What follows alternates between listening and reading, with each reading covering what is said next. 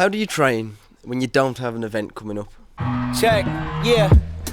Don't ask me why again, we tried again and didn't feel the same. The plans was nicking up the diagram. Winter overseas, I got some bags that need acquiring. We used to get cash, the checks bigger so they wire them. Plug talk, fuck the middleman, bring the supplier in. From Italy to Ireland as part of the requirements. Could've joined a union, kid Andrew turned to fireman. But I'm still doing fire shit, adapt to my environment. Thank you.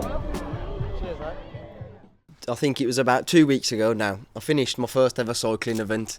It was a 68k race. So we'll go with the word event. It wasn't a race, and I found that out about half an hour before the event.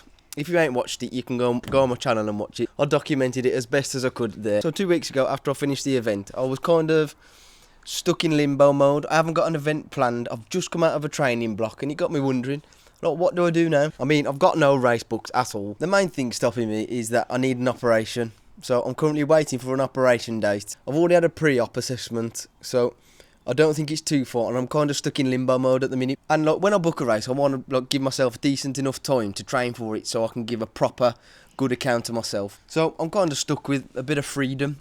Freedom training wise and freedom in like the video aspect of things. Like, which avenue do I go down now? So the first avenue I thought about going down is, do I book myself another event, or do I try and book myself an actual race this time? With that, I've just discussed briefly the complications with it, and one thing I could do is I could just train, say, for 8 weeks, technically for nothing, and then try and get myself into a race in 8 weeks time and like book it the week before. That way I don't lose out on a bit of money, and I'm not as disheartened then, because technically I'm not training for anything because I haven't got anything booked yet, where in the back of my mind I'm going to book a race, but then if my operation date does come up, then it doesn't really matter. Well, the second avenue, it's a bit of a cop-out avenue, I'll be honest. It's just to build as much fitness as I can.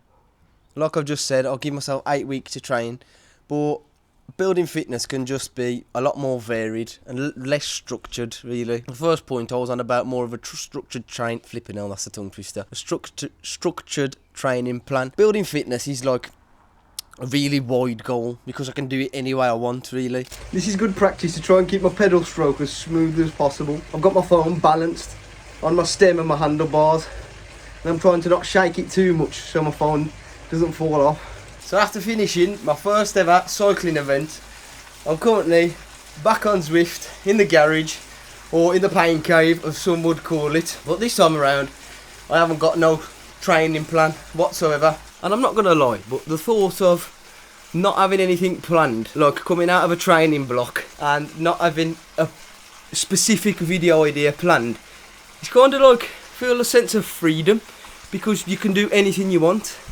And that is also like a double-edged sword in my eyes, because it can also lead to you not doing anything, and just, if you've got no inspiration, then it's a terrible place to be. One thing I do want to actually try and do is get in a group ride. Now, I don't really know where to look for them. I've looked on Strava in like the local areas and things like that. I'm just not sure on it, to be honest. I found a few, and then they haven't been active in like 3 years or something. And not just building fitness, like I can build the muscles up in my body and get stronger at cycling, and like make my knees stronger. And this is a talking point I've always wondered about. There's obviously rehab, which is after an operation, but there's also a thing called prehab, which you do before. And I've kind of questioned it before. What is the point in building a muscle up to get it in a strong place before having an operation when you're going to lose loads of muscle? If it's an operation where you can't use it, like my knee, you ain't going to be able to use it for ages, and like your muscle mass just disappears like that. And that's just me being a bit pessimistic, I'm not going to lie. What's the point? You're going to lose it anyway. To give yourself a little head start, really. And that is the answer. Anyway, the next one, riding for fun.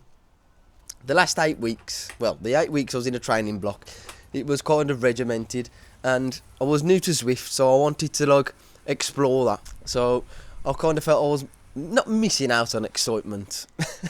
Excitement about a new toy. What a big kid. But I kind of felt like I had to stick to it. And sometimes that's good, and sometimes it's not so good because you got no freedom. I've already mentioned like riding in groups and just going out for rides when I feel like it, and trying something new, or doing something you haven't done in ages. Like this morning, I rode to work just because I got some inspiration last night. I mean, if you're riding for fun in the first place, then that is the best place you can be in. At the end of the day, it always comes back to that cliche in my brain, like, what's more fun than riding a bike? It just makes you feel like a little kid again. You can try out all different disciplines. Now, if you're into cycling, you've probably done a bit of running in your time, or maybe a bit of swimming, or maybe all together. This is where you can either go back into disciplines you've already done before, or even try new disciplines. Try different things that you've never ever done before, like try a bit of yoga or something. I mean, I was training for a cycling event, so it was 100% cycling and a bit of strength work, but we'll say like running, swimming, cycling, we'll call them the disciplines for this example.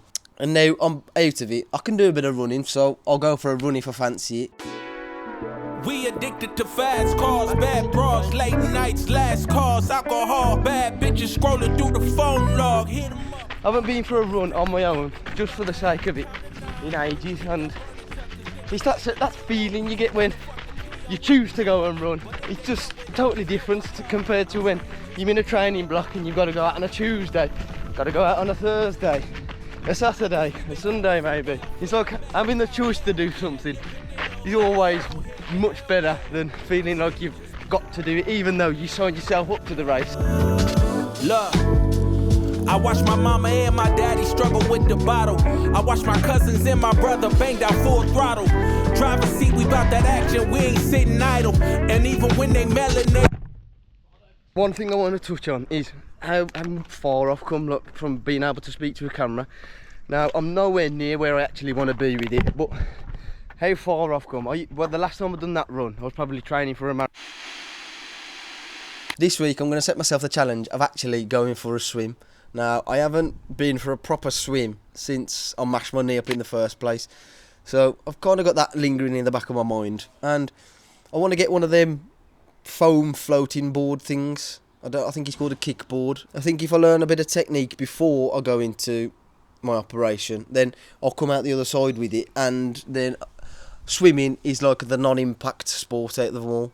So, I think I'll be able to get back into that first. I mean, I'm absolutely awful at it, so I can't get any worse. So yeah, I'm going to do that trick where you pretend the phone's been in the car the whole time. Bollocks! I brought myself one of these bad boys. The woman said when I was buying it, she says, "Oh, you got some swimming lessons?" I said, "Nah, I just don't want to look like a drowning brat all the time."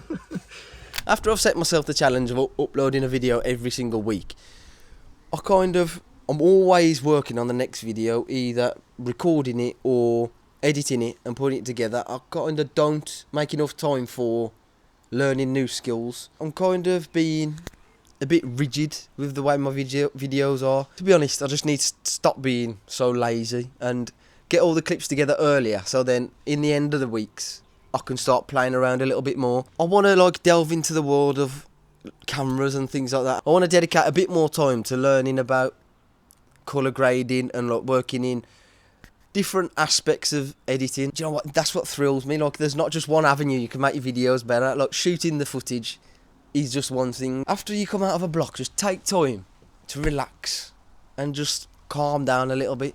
It's important. Now, I know for a fact training 3 times a week for a first ever bike event, it's not going to take that much of a toll on my body, but it's just definitely something really important to get into.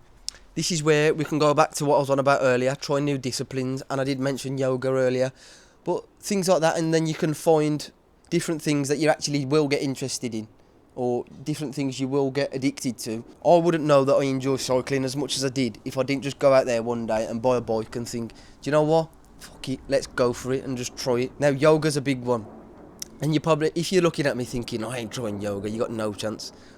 I'm not going to dare you because I'm not 6, but I'll urge you to go and try it. Just go on YouTube and go for like a 30-minute guided yoga session. It takes its toll on your body. This video, I'm not going to lie, it's taking me ages to make. It's because I'm thinking, oh, what should I do this? Should I do that? Should I do this? And it's just the little stupid things I'm stopping me. Oh, I don't want to go and put my camera there and record because I'm a bit embarrassed. And it's really getting on my nerves. And like, I went on a ride in the week and then I just pulled the camera out and it was just so difficult to talk to it, and it just disheartens you a little bit more.